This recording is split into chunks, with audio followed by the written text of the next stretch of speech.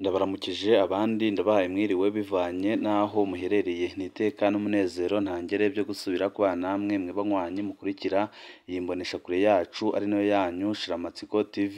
Ni imboneshakure imwe rudende dushikiriza inkuru n'ibiganiro utaronka ahandi. Uyu ni umwanya w'amakuru agezwe ko ari kuvugwa ngaha mu gihugu c'u Burundi, aho ino mboneshakure yacu ari nayo yanyu Shiramatsiko TV bategurira amakuru ahambaye kandi atandukanye aba ari kuvugwa mu bisata bitandukanye, aho twibanda cyane cyane ku makuru aba ari kuvugwa ku gateka kazina muntu, aba ari kuvugwa mu butungane, aba ari kuvugwa mu mutekano, aba ari kuvugwa muri politike, aba ari kuvugwa mu cibano ndetse n'andi yose mutamenye mwaranyegerwe turatohoza amaze tukabashikiriza ido n'ido. Twabateguriye amakuru ahambaye cyane arabana n'ibiriko birabera mu gisata c'ubutungane, aho abantu barangiza umunyororo ariko ntibarekurwe mu gihe Perezida Evariste Ndayishimiye yirirwa yidogera ko igisata c'ubutungane cyapfuye ariko ntagire ikintu na kimwe akora kugira ngo atabare abariko barahura n'ingorane zikomeye cyane bivanye n'ubutungane budakora ico bugomba gukora ngaha mu gihugu c'u Burundi. Ariko benshi bakabona ko ubutungane impamvu budakora ngaha mu gihugu c'u Burundi ari uko bukoreshwa n'indongozi zikomeye cyane zo ku rwego rwo hejuru zikomoka mu mugambwe uri ku butegetsi CNDD, kandi benshi bakabona ko uwa mbere wishe ubutungane ngaha mu gihugu c'u Burundi ari Perezida Evariste Ndayishimiye, urabye ukuntu yigenje mu rubanza rw'uwahoze ari umushikiranganji wa mbere w'igihugu c'u Burundi. Urabona neza ko umuntu wa mbere wishe ubutungane ngaha mu gihugu c'u Burundi ari General Evariste Ndayishimiye. Hari byinshi nyine twabateguriye birabana na gisata c'ubutungane ndetse n'impahaza zikomeye cyane ziriko zirazira ubusa, kandi biboneka neza ko bafunzwe ku gikenye gikomeye cyane, aho biboneka ko hari abantu bafunzwe na bamwe bakomeye ngaha mu gihugu c'u Burundi, akaba ariyo mpamvu nyine banarangiza umunyororo wabo ntibarekurwe. Byose nyine twabateguriye turabibashikiriza mu ido n'ido ry'aya makuru. Turaza no kubabwira ku makuru ahambaye cyane kandi ateye ubwoba arabana n'ibiriko biravugwa mu mugambwe uri ku butegetsi, umugambwe CNDD, umugambwe umaze igihe kitari gito upfukamye mu nda abanyagihugu, aho hari amakuru menshi kandi ateye ubwoba twabateguriye arabana n'ibiriko biravugwa muri uwo mugambwe wamaze kwigaburamo imirwi ibiri. Hakaba umurwi uvuga ko ushigikiye Perezida Evariste Ndayishimiye, ku rundi ruhande hakaza umurwi ukomeye cyane wiganjemo abajenerali bavuga nyine ko bari mu iragi ry'umuhisi Petero Nkurunziza, barongowe n'umunyamabanga mukuru w'umugambwe uri ku butegetsi Reveriyani Ndikuriyo. Ni byinshi kandi biteye ubwoba bidahumuriza biriko biravugwa mu mugambwe uri ku butegetsi CNDD. Byose nyine twabibateguriye turaza kubashikiriza mu ido n'ido ry'aya makuru. Ipfuza kuzajya bo mu mbere bashyirwa n'inkuru n'ibiganiro bene nk'ibi, ico ubusabwa nta kindi no gupyonda kuri sabone kugira ngo ko dushizeho amakuru n'ibiganiro bene nk'ibi ujye uba mbere mu gushikirwa nabyo. Tudatevye rero amakuru yacu tutatangurire kuri no nkuru iriko iravugwa ngaha mu gihugu c'u Burundi, aho ubutungane butagikora ico bugomba gukora, ahubwo ubutungane bukoreshwa n'abakomeye bakomoka mu mugambwe uri ku butegetsi CNDD. Colonel Dieudonné Dushimagize amaze imyaka 2 n'iminsi 10 yarahejeje umunyororo ariko arapfunzwe. Hari ibintu bibera mu Burundi umuntu akabura n'ico yavuga. Igihe Colonel Dieudonné Dushimagize batazira ngagiye ahagarikwa ku wa 18 ukwezi kwa 11 2016, yagirijwe icaha co kugerageza kugandagura Nyamitwe. Ico caha nticari kwa bwabe kuko kugerageza kwica Nyamitwe byaciye biba haciye iminsi 10 kwa 28 ukwezi kwa 11 umwaka wa 2016. Gutyo mu butungane haca haba imanza zibiri zidasa zijanye no kugerageza kugandagura Nyamitwe. Ubwa Colonel Dushimagize yagirizwa icaha kitari bwabeho mbere n'umusirikare yakoreshejwe ageze imbere y'abacamanza yari yemereye ko yabesheye Colonel Dushimagize. Hakaba n'urubanza rw'abagirizwa ko aribo bagerageje kwica Nyamitwe. Ibyo bikaba byabaye Colonel Dushimagize yapfunzwe. Mu butungane ntibigeze bafatanya izo manza zibiri, ntibigeze babona ko hari isano ryazo, ariko byabonetse nyine ko Colonel Dieudonné Dushimagize yafunzwe ku gikenye cya bamwe mu bategetsi bakomeye cyane bakomoka mu mugambwe ku butegetsi bashagaga kumwegeza hirya, ariko kibabaje nuko n'umunyororo wiwe warangiye ariko akaba adapfungurwa. Abacamanza byarabagoye cyane guca urubanza rwa Colonel Dushimagize mu gihe bari bafise urundi rubanza ruvuga ico caha nyine. aho kurekura Dieudonné Dushimagize bamusize ko umunyororo wo gupfungwa imyaka 10 nk'uko bikunze kuvugwa itegeko ryavuye hejuru muri Ntwarante 2021 ikigongwe ca Perezida Ndayishimiye caragabanije igihano ca Colonel Dushimagize gihinduka umunyororo w'imyaka 5. Uwo munyororo yawurangije ku wa 18 ukwezi kwa 11 umwaka wa 2021.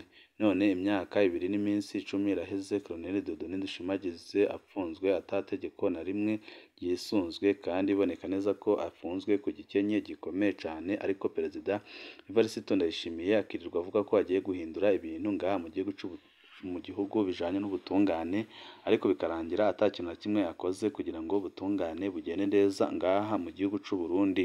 Abacamanza byarabagoye cane guca urubanza rwa Colonel Dushimagize mu gihe bari bafise urundi rubanza ruvuga ico caha nyine. Aho kurekura Dieudonné Dushimagize bamusize ko umunyororo wo gupfungwa imyaka 10. Nk'uko bikunze kuvugwa itegeko ryavuye hejuru muri Ntwarante 2021 ikigongwe ca Perezida Ndayishimiye caragabanije igihano ca Colonel Dushimagize gihinduka umunyororo w'imyaka 5. Uwo munyororo yawurangije ku wa 18 ukwezi kwa 11 2021. None imyaka 2 n'iminsi 10 iraheze Colonel Dieudonné Dushimagize apfunzwe atategeko na rimwe ryisunzwe. Abategetsi barabimenyeshejwe bose barinumira. Colonel Dieudonné Dushimagize yarandikiye umushikizamanza kizigenza wa Repubulika amumenyesha ko yahejeje umunyororo, asaba kurekurwa nta nyishu yaronse. Colonel Dushimagize yarandikiye umushikiranganji w'ubutungane Domine Banyankimbona nta nyishu yaronse. Colonel Dushimagize yarandikiye Perezida Evariste Ndayishimiye nta nyishu yaronse. Colonel Dushimagize yarandikiye umukuru wa CNDH Celestin Nimuraba nta nyishu yaronse, nta no kumushira muri raporo y'uwo murwi. Ayo makete yose ariko umukono n'ikidodo c'umuyobozi w'ibohero rikuru rya Bubanza. Mu matariki makuru ya dosiye ya Colonel Dieudonné Dushimagize. Colonel Dieudonné Dushimagize batazira ngagi yahagaritswe ku wa 18 Munyonyo 2016 akuwe aho yakorera mu biro bikuru bya gisirikare. Muri Ruheshi 2018 kuri Daperi ya Bujumbura yamuciriye gupfungwa imyaka 10 no kuriha amande y'ibihumbi 500 by'amafaranga y'amarundi. Muri Rusama 2019 ico gihano caremejwe na sentare ntahinyuzwa. Kwa gatanu Ntwarante 2021 ikigongwe c'umukuru w'igihugu cagabanije igice c'umunyororo wa Colonel Dieudonné Dushimagize. Amande yaramaze kuyariha. Ku wa 18 Munyonyo 2021 Colonel Dieudonné Dushimagize yarakwije imyaka 5 y'umunyororo, yarahejeje igihano ciwe, ariko umwaka ugira urangire apfunzwe yarahejeje igihano. Ninde azotunganiriza impahazwa Dieudonné Dushimagize? Nyiricubahiro Perezida Ndayishimiye nyakubahwa mushikiranganji Domine Banyankimbona, nimukore ibishoboka byose mutabare inzahazwa zifunzwe ku karenganyo gakomeye cane, ariko abatarakurikiye dosiye yiwe uko yagenze reka tubanyuriremo muri make murabe uko byagenze ndetse n'ingene biboneka neza ko yafunzwe ku karenganyo gakomeye cane. Colonel Dieudonné Dushimagize amaze amezi 2 arengaho iminsi 10 arangije igifungo ciwe, ariko ntiyigeze arekurwa. Yitwa Colonel Dieudonné Dushimagize bamutazira ngagi. Aho yahagarikwa kwa 18 Munyonyo 2016 yari icegera c'umukuru w'iperereza rya gisirikare G2. Agifatwa yagirijwe icaha cari gisigaje iminsi 10 ngo kibeho, kugerageza kwica Wirinyamitwe. Ibyo nabyo bikaba byageragejwe kwa 28 Munyonyo 2016. Abagiriye ico caha bahaye abandi yahaniwe icaha atigeze asambishwako. Umunyororo wiwe yawurangije kwa 18 Munyonyo 2021, ariko arapfunzwe ku karenganyo gakomeye cane, anagwaye ingwara zidakira zishobora kumusizikariza. Ngiyo ishusho y'ubutungane mu Burundi. Ihagarikwa rya Colonel Dieudonné Dushimagize batazira ngagi. Colonel Dieudonné Dushimagize yahagaritswe ku mutaga wa 18 Munyonyo 2016 ari ku mirimo yiwe mu biro bikuru bya gisirikare. Yaciye ajanwa mu biro bikuru by'igendereza gusambishwa, hanyuma apfungirwayo. Ico gihe hari umukaporari shefu yitwa Jean Claude Nduwayo yari yafatanywe inkoho 2 zo mu bwoko bwa pistola. Bamubajije avuga ko imwe yayikuye kwa Colonel Dushimagize. Ageze imbere ya sentare, kaporari shefu Nduwayo yavuze ko yabesheye Colonel Dieudonné Dushimagize kubera amahiri yari ariko arakubitwa. Kuwa 22 Munyonyo 2016 Colonel Dieudonné Dushimagize yahavuye ajanwa imbere ya parike nkuru ya Bujumbura. Uwo munsi nyine dosiye yiwe RPC 25 yaciye yunguruzwa muri Cour d'appel ya Bujumbura. Colonel Dushimagize ajanwa mu ibohero rikuru rya Mpimba. Mu Mpimba Colonel Dushimagize yarakubaguwe na Jules Manirakiza batazira Dume, umunyororo yitwa ko ajejwe umutekano mu Mpimba. Yongera apfungirwa aho cazira ko abonana n'abandi. Isolement ku itegeko rya Opus Deo Bigirimana batazira Rutwe yari umuyobozi mu ibohero.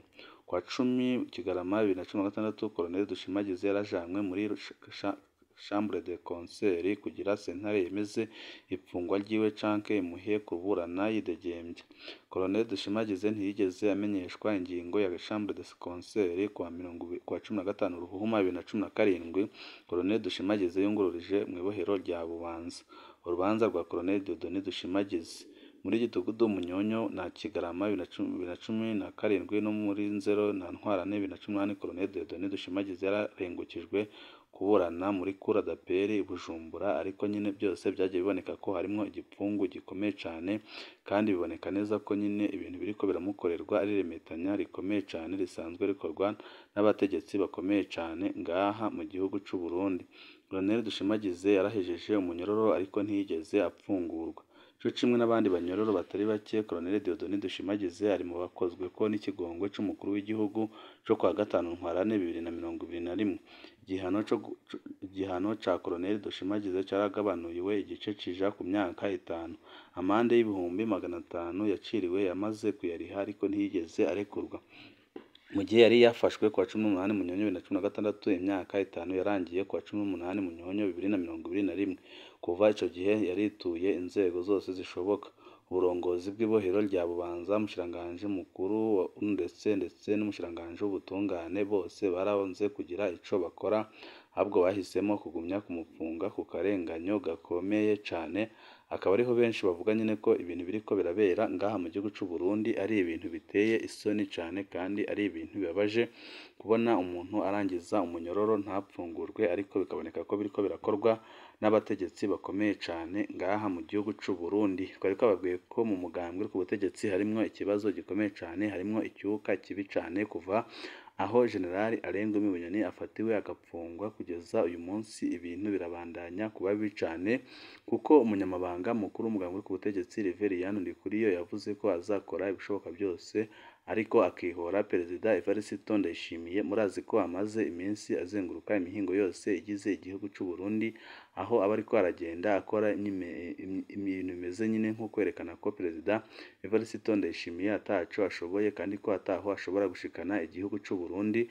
Ibyo byose nyine akaba ari kubikora mu ntumbero yo kugira ngo igihe bazaba batembagaje Perezida Evariste Ndayishimiye atazagira abagumyabanga bajya mu mabarabara ngo babamagane, ariko byose bigakorwa mu rugero rukomeye cyane, aho biboneka neza ko Perezida Evariste Ndayishimiye afise abanzi benshi, kandi ko abamurwanya bafise imbaraga n'ubushobozi bwo kumukorera icyo bashaka. Kuko muri no minsi mu mugambwe ku butegetsi harimo ibibazo bikomeye cyane, kuko indongozi zo ku rwego rwo hejuru ziko ziracanamwo, kubera ko Perezida Evariste Ndayishimiye ari gukora ibintu bihambaye kandi biteye ubwoba, byerekana ko ibyumviro ariko arakoresha atari kubikura mu mugambwe, aribwo ari kubikura hanze y'igihugu, aho benshi nyine bamwagiriza ko ariko arakorana n'abansi b'igihugu, akabakorana nabo ashaka gusambura umugambwe ku butegetsi CNFD, kubera ko nyine ibintu nka byose ariko arakora ngaha mu gihugu cy'u Burundi boneka neza ko atari ibyumviro byiwe, ahubwo ko ari ibintu nyine ari gukura ahandi, ariko bigamije gusambura umugambwe ku butegetsi CNDD-FDD.